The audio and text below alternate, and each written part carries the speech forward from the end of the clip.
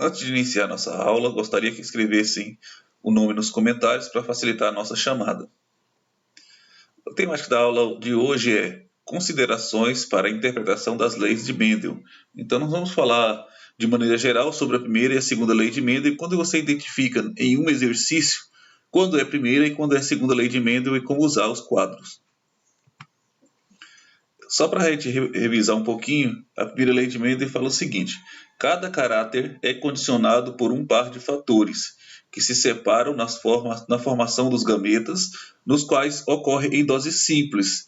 Então eu tenho na primeira lei apenas uma característica, e para essa característica eu tenho apenas um par de gametas para definir isso, né? Como no exemplo nós temos aqui a questão da cor da semente de ervilha, que ela pode ser verde, ela pode ser amarela. Para o genótipo verde, eu tenho dois Vzinhos, representando cada gene responsável pela determinação da cor. Da cor verde, da cor amarela, né, se ela é homozigota, ela sendo homozigota, eu vou ter dois genes representando a cor amarela, dois Vzinho maiúsculo. Para outras características, como por exemplo da flor da planta maravilha, nós temos também dois genes. Para a cor vermelha, eu tenho CV, CV. Para a cor branca, eu tenho CB e CB. E eu tenho uma cor intermediária do cruzamento de uma vermelha com a branca, eu tenho CV e CB para dar a cor rosa, né? Um outro exemplo também de primeira lei que vocês já fizeram é sobre a questão dos alelos letais em camundongo, né? Que do cruzamento de indivíduos AYA com AYA eu vou ter quatro possibilidades, né? Eu vou ter o indivíduo AYAY que vai nascer abortado, porque esse alelo é letal. A cor amarela eu tenho AYAY, então vou ter dois indivíduos AYA A sem Y. E o indivíduo cinzento, vai ser só Azinho, né? A sem Y, A sem Y. Então vai ser esse formato. Então é um exemplo também de primeira lei de Mendel, em que tenho uma característica e tenho dois alelos para representar ela. Na segunda lei, nós temos o seguinte enunciado: em um cruzamento em que estejam envolvidos dois ou mais caracteres, os fatores que determinam cada um se segregam de forma independente durante a formação dos gametas, se recombinam ao acaso e formam todas as combinações possíveis. Então, diferente da primeira lei, na segunda eu posso calcular dois ou mais características, e essas características não são independentes, né? Ela pode aparecer de várias formas. No exemplo, também nós falamos da mesma ervilha, eu posso avaliar, eu posso fazer um teste da cor e do formato, né? A cor representada pela letra V e o formato pela letra R. Para fazer esse tipo de identificação, para fazer esse tipo de cruzamento, diferente do anterior, um quadrinho só não é suficiente. Eu preciso fazer 3 quadros. Primeiro, eu identifico os gametas, então eu faço um quadro para cada indivíduo, como está mostrando no exemplo aqui, e depois eu faço o cruzamento deles. Feito o cruzamento, eu consigo identificar qual é o genótipo, qual é o fenótipo. Então, na segunda lei, eu preciso fazer dessa forma. Como é que eu sei, como é que é possível saber se é a primeira lei ou se é a segunda lei? Primeira coisa, primeira lei, um fator por vez. Segunda lei, eu tenho 2 ou mais fatores por vez. Aí nós temos o exemplo, né? Primeira lei, nós temos a cor da semente de ervilha, né? Eu tenho V para amarelo, V maiúsculo amarelo, V minúsculo verde. Então, nesse cruzamento, eu estou identificando apenas a cor. Então, eu tenho indivíduo V maiúsculo, V minúsculo, cruzando com outro V maiúsculo, V minúsculo. Então, esse aqui é o exemplo da primeira lei. Então, eu preciso fazer um quadro simples. Da segunda lei, eu tenho outro exemplo, cor e formato da semente de ervilha. Então, V maiúsculo para amarelo, V minúsculo para verde, R maiúsculo para lisa, formato liso, e R minúsculo para o formato rugoso. Então, nesse cruzamento, eu tenho 2 características em cada indivíduo. Eu tenho a cor, representada pela letra V, e tem o formato da semente, representado pelas letras R. Então, nesse caso, eu preciso fazer 2 quadros para os gametas e um quadro para o cruzamento. Um outro exemplo, na tipagem sanguínea, sistema BO, da espécie humana, né?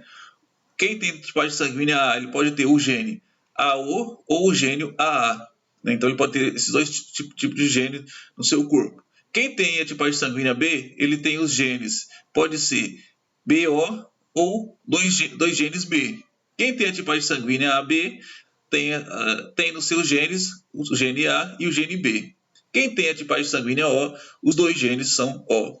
Então, tem como exemplo de um cruzamento aqui, um indivíduo da tipagem sanguínea que tem o gene AO, com um indivíduo que tem a tipagem sanguínea, que tem o gene da sua tipagem sanguínea BO. Então, nesse exemplo, eu posso fazer um quadro simples.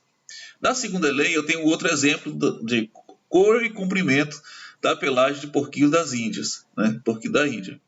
Essa pelagem ela pode ter a cor preta, representada pela letra M, e marrom pela M minúsculo. Então, o preto é dominante, representado por M maiúsculo, e o marrom é recessivo, representado pela letra M minúsculo. Mas eu também tenho comprimento. L maiúsculo representa curto, L minúsculo representa longo. Então, eu estou falando de duas características, né? Então, os indivíduos que estão envolvidos nesse cruzamento vão ter genes para cor, que é M maiúsculo e M minúsculo, e gene para o tamanho desse pelo, que nesse exemplo aqui nós temos um L maiúsculo e L minúsculo. E o outro é todo minúsculo, usando com o outro que é todo minúsculo. Ele tem dois M minúsculo e dois L minúsculo. Então, nesse caso aqui, eu preciso fazer os três quadros. Nesse terceiro exemplo, nós temos aqui a cor da flor da planta maravilha, né, que ele tem duas letrinhas para representar um gene. Então, CV representa vermelho e CB representa branco. Então, mesmo eu tendo duas letrinhas aqui, isso significa um gene. Então, nesse cruzamento, eu vou ter CV com CV, CB com CB. Então, representando a plantinha de flor da flor vermelha com aquela cor branca. Mesmo eu tendo essa quantidade de letrinhas a mais, eu tendo 4 aqui, tendo 4 aqui, eu vou usar o quadro simples, porque cada dupla dessa vai num quadrinho, vai num quadrinho daquele. Então, não é necessário fazer 3 quadros, porque está representando a primeira lei, que é a cor da planta maravilha. Cor da flor da planta maravilha. Aqui na segunda lei, eu tenho outro exemplo de uma característica que usa duas letras para um fator. Né? A cor dos olhos humanos é um fator. Porém, esse um fator ele tem dois genes, então são genes independentes para determinar a cor. Aí nós temos aqui, né, o castanho, que é representado pelas letras BM. A segunda letra tanto faz, ela pode ser BM ou pode ser BA, então por isso que eu coloquei esse tracinho aqui. O segundo gene, ele é GV, mas o outro gene tanto faz, ele pode ser tanto GV quanto GA, então por isso que eu tenho um tracinho aqui novamente. Quem tem o olho verde, né, o castanho foi o que eu já falei, quem tem o olho verde, ele precisa ter BA aqui, então esses dois genes tem que ser BA, né, e o outro gene ele vai ser GV, né, e o último tanto faz, ele pode ser tanto GV quanto GA, que não faz diferença. Então por isso que eu coloquei esse tracinho aqui, que esse gene aqui não importa o que seja. Quem tem a cor do olho azul, ele precisa ser duplo recessivo, ele precisa ser BA aqui e GA aqui para ele ser azul. Então aqui nós temos um exemplo de um cruzamento que vocês responderam no caderno. Né? Indivíduos que têm